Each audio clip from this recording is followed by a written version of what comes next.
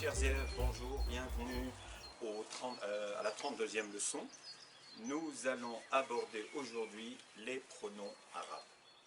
Et donc, nous avons en arabe des pronoms dits isolés, parce qu'ils ne sont pas attachés, et des pronoms affixes qui sont attachés. Vous avez sous les yeux le tableau complet des pronoms isolés et des pronoms affixes. Vous avez ana, qui est l'équivalent de je, n'est-ce pas? Anta, l'équivalent de tu masculin. Anti, tu féminin. Huwa, il. Hiya, elle. Nahnu, nous. Antum, vous.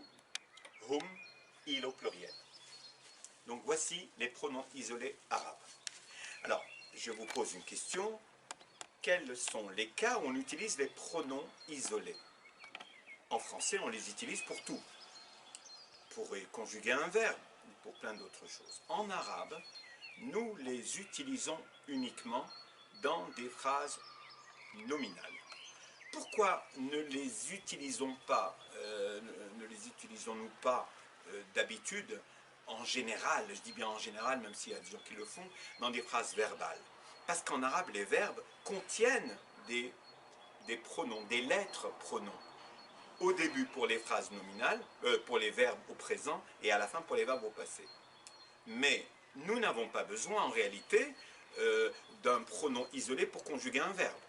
Quand je vous dis adhab ila al-madrasa, adhab, je vais à l'école, est-ce que j'ai besoin de dire ana adhab? Non.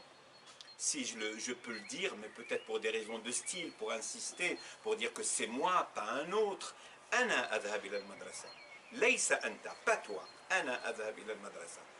Donc les phrases nominales sont utilisées dans les pronoms isolés, sont utilisés dans des phrases plutôt nominales que verbales. Et maintenant, par contre, les pronoms affixes sont largement plus utilisés en arabe. Qu'est-ce qu'un pronom affixe? Un pronom affixe est un pronom qui se met à la fin. Lorsque vous utilisez un pronom en début de phrase, c'est ces pronoms-là que vous utilisez. Vous dites ana ustad. Mais si vous utilisez un pronom à la fin, ça ne sera pas les pronoms isolés que vous allez utiliser, mais les pronoms affixes. Donc, est-ce qu'en français on dit le livre de moi? Non, vous dites mon livre. Mais en arabe, le pronom affixe, justement, notamment le pronom possessif, puisque c'est les mêmes, vous le mettez à la fin. Ok?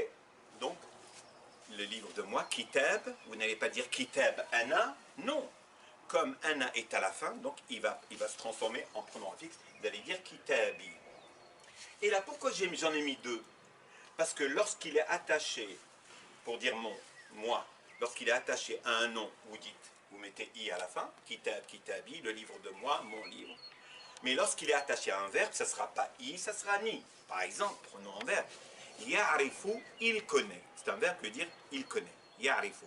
Pour dire il connaît moi, il me connaît, ben, vous n'allez pas dire ya'rifu i, ya'rifu ni. C'est la seule personne où vous avez deux pronoms affixes. Pour les autres, eh ben, que ce soit un nom, que les pronoms affixes soient attachés un nom à un verbe, ça va être la même chose. Par exemple, est-ce qu'on va dire le livre de toi à un garçon? Non, on va dire kitab ou ka. Et est-ce qu'on va dire ya'rifu anta, il connaît toi? Non, on va dire ya'rifu ka. Pour le féminin, kitab anti, ça ne se dit pas. Kitab ou ki. Il connaît toi, fille. Ya'rifu ki. Est-ce qu'on va dire kitab huwa, le livre de lui? Non, mais kitabuhu, son livre. Kitabuhu. Alors ça, si la lettre est attachée, là, si la lettre n'est pas attachée, c'est la même chose. Le livre d'elle, est-ce qu'on va dire le livre d'elle? Est-ce qu'on va dire kitab hiya? Non, kitabuha.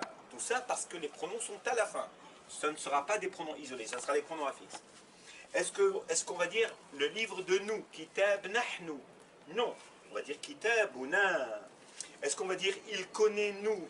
Ya'rif nahnu? Non. Pardon. On va dire ya'rifuna. Est-ce qu'on va dire kitab antum, le livre de vous? Non, on va dire kitabukum. C'est pour ça que j'ai mis des pointillés, parce qu'ils sont à la fin. Est-ce qu'on va dire ya'rifu, il connaît antum? Non, on va dire ya'rifukum. Et hum, c'est le seul pronom qui est le même, qui soit affixe à la fin ou isolé au début. Ya'rifuhum. Vous voyez? Donc, ces pronoms, je viens de vous dire, donc les pronoms isolés ne sont pas utilisés avec les verbes en général, sauf pour des raisons de style ou pour insister, parce qu'en arabe, vous avez des verbes qui contiennent des particules, des lettres au début ou à la fin, et ce sont des verbes, avec des pronoms. Donc on n'aura pas besoin d'ajouter un pronom isolé. Alors que les pronoms affixes sont à la fois des pronoms possessifs, pour dire mon, ton, son, et des pronoms objets. Pour ceux qui ont fait de la grammaire, des pronoms objets, c'est des pronoms qui ont le rôle de complément d'objet direct. Exemple, vous dites en français, d'ailleurs, vous dites pas en français je parle tu, vous dites je te parle. Vous mettez le te, vous le mettez entre le sujet et le verbe. En arabe, c'est plus simple, vous le mettez juste après le verbe, à la place d'un complément. Donc, il va dire ukallimuka, je te parle. Ukallimuki, je te parle à une fille. Yukallimuni, il me parle. On ne met pas i parce que c'est un verbe. Hein. I, c'est pour les noms. Yukallimuka, il te parle. Yukallimuki, il te parle à toi, fille. Yukallimuhu, il parle à lui. Yukallimuha, il parle à elle. Yukallimuna, il nous parle.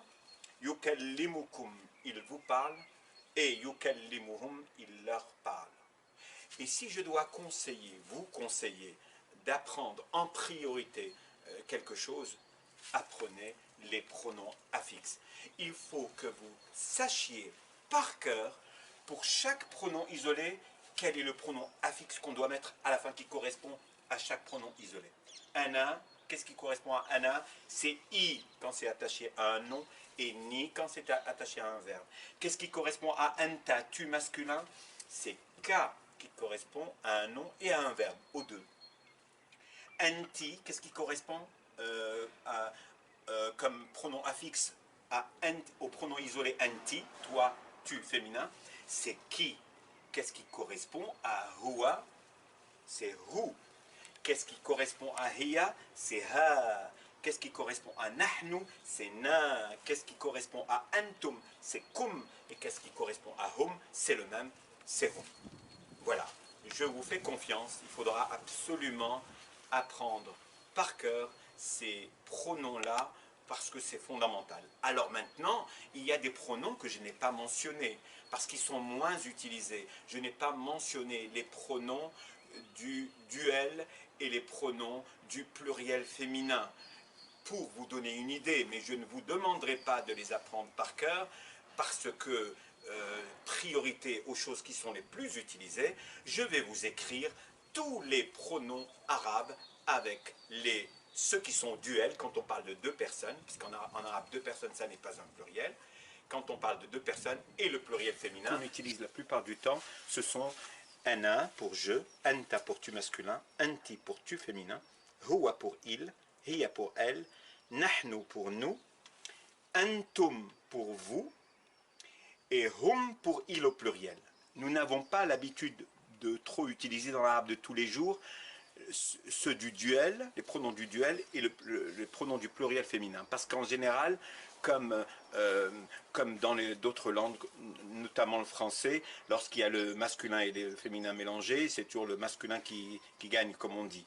Voilà, donc je vais vous énumérer tous les pronoms, donc, dont ceux du pluriel féminin et dont ceux du duel. Vous savez que le duel n'est pas le pluriel en arabe. En arabe, le pluriel commence à partir de 3. Donc le duel, quand on parle de deux personnes ou à deux personnes ou de deux choses, c'est un statut différent. Et il a des marques différentes et des pronoms différents. Donc, je, c'est ana. Tu masculin, anta. Tu féminin, anti. Il, huwa. Elle, hiya. Nous, nahnu. Vous deux, attention, vous deux, c'est antuma, avec un alif. Vous, pluriel masculin, c'est antum. vous pluriel féminin, antun. E2, huma.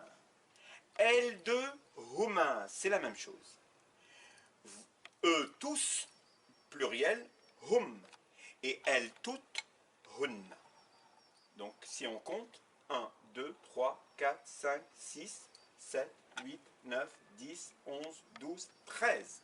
Il y a 13 au total. Si on n'utilise pas deux fois celui-là, enfin il au duel et elle au duel, ça fait 12. Alors que d'habitude, les plus courants sont quoi? Sont 1, ana, je, anta 2, anti 3, huwa 4, hiya 5, nahnu 6, antum 7 et hum 8.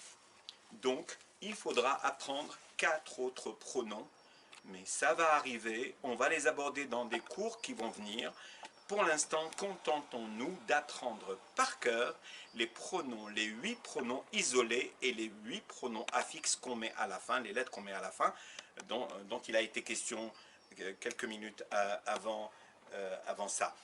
Voilà, donc ce que je vous conseille vivement, c'est d'apprendre par cœur les pronoms isolés, que vous connaissez peut-être déjà, mais les pronoms affixes, il faudra les apprendre par cœur, sinon vous ne pourrez pas construire une phrase avec un verbe et un pronom objet.